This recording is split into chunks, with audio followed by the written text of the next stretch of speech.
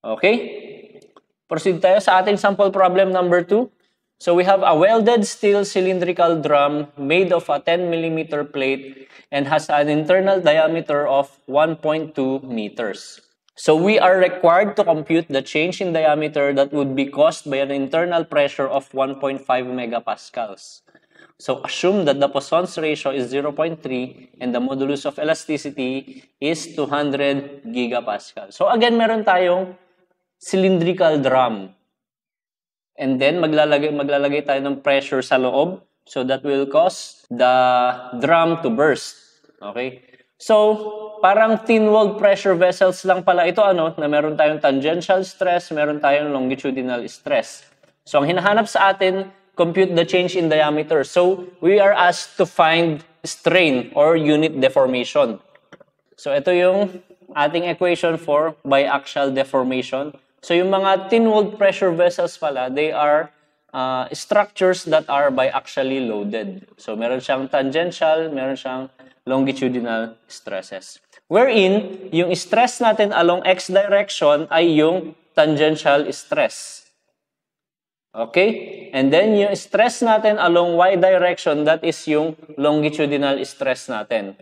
So, pag nakahiga naman yung orientation ng ating tank, yung stress natin for x will be the longitudinal stress and yung stress natin sa y ay yung tangential stress. Okay? So, sa kaso na ito, dahil nakatayo yung tank natin, yung tangential stress natin ay yung stress along x direction natin and then yung longitudinal stress natin ay yung stress along y direction.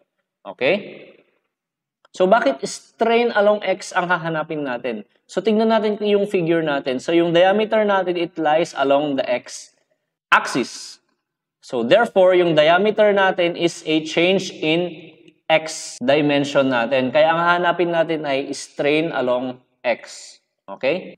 So, proceed tayo sa ating solution. So, first, we must find yung mga stresses na ito, stress sub x, stress sub y, saka natin ipapasok dito sa ating equation for biaxial deformation. So, ito yung given natin. Hanapin natin yung mga stresses. So, let us compute for tangential stress. And that is yung stress natin along x direction. So, we have the equation for tangential stress. Kung maalala nyo pa, we have PD over 2T. So, substitute natin yung mga values. We have yung pressure na 1.5 megapascal. Tapos yung diameter natin, 1.2 meters or that is just equal to 1,200 millimeters. Remember yung consistency ng units na tinuro ko sa inyo noon. And then we have over 2 times yung thickness na 10 millimeters. Solve natin sa calculators natin, we will get the value of 90 megapascal. Okay, next procedure tayo. So let us compute now for longitudinal stress. So yung longitudinal stress natin again ay yung stress along y direction natin. And that is just equal to PD over 4T as we have discussed in our past lectures.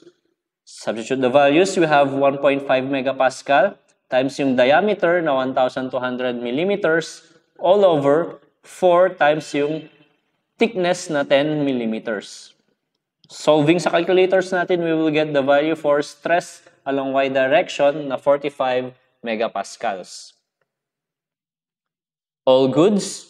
So proceed tayo sa ating solution. Nailagay ko na sa ating given yung mga stress, equivalent stresses natin. So we have 90 megapascal. So we have 45 megapascal. So ang orientation ng ating stresses na yan ay tension. So bakit tension? Kasi imagine natin maglalagay tayo ng pressure sa loob ng tank na ito. So it will cause the vessel to expand. Therefore, yung mga walls natin ay subject to tensile forces. So itong mga stresses na ito ay tension. Okay? So tuloy tayo sa ating solution. So let us compute now yung deformation along x. So we have strain along x is equal to yung stress along x over the modulus of elasticity minus yung Poisson's ratio times yung stress along y direction all over the modulus of elasticity. So ito yung given natin. Substitute na lang natin sila sa ating equation. So we have yung stress along x direction na 90 megapascal. So tension siya, so positive lang siya, walang gagawin. And then over yung modulus of elasticity na 200 gigapascal. At dahil gigapascal, dapat magkaroon ng consistency in units. So, dapat mag-multiply tayo ng 1,000 para maging megapascal yung modulus of elasticity natin. Proceeding, so we have negative yung Poisson's ratio na V times yung stress along y direction and the same procedure lang. Okay, 45 megapascal over yung 200 gigapascal ito. So, dapat gawin natin megapascal. Kaya meron tayong conversion factor na 1,000. So, magiging megapascal na yung modulus of elasticity natin. Solving, so we now have yung strain along x direction na 3.825 times 10 raised to negative 4. And that is elongating. So, positive siya. So, ibig sabihin, lumalaki yung ating diameter. Okay? So, let us compute for the change in diameter. So, short review muna tayo. So, we have learned in the past na yung ratio natin for the change in length over the original length is yung strain na yan. So, we can also write that in terms of diameter. So, we can write strain is equal to the change in diameter over the original diameter.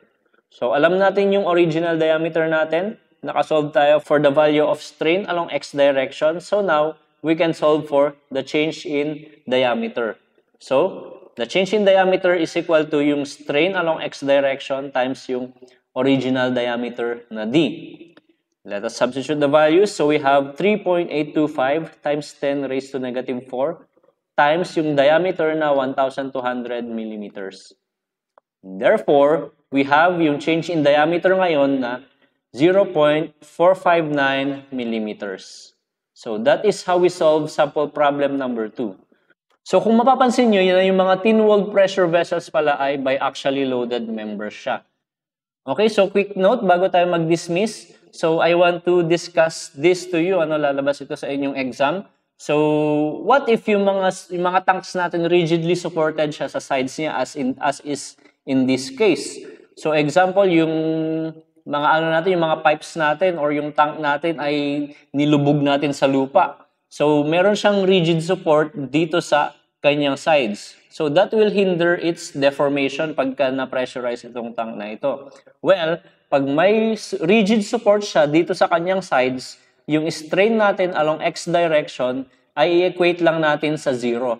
Kasi hindi siya magde-deform along x direction kasi nga may rigid support siya dito sa sides niya.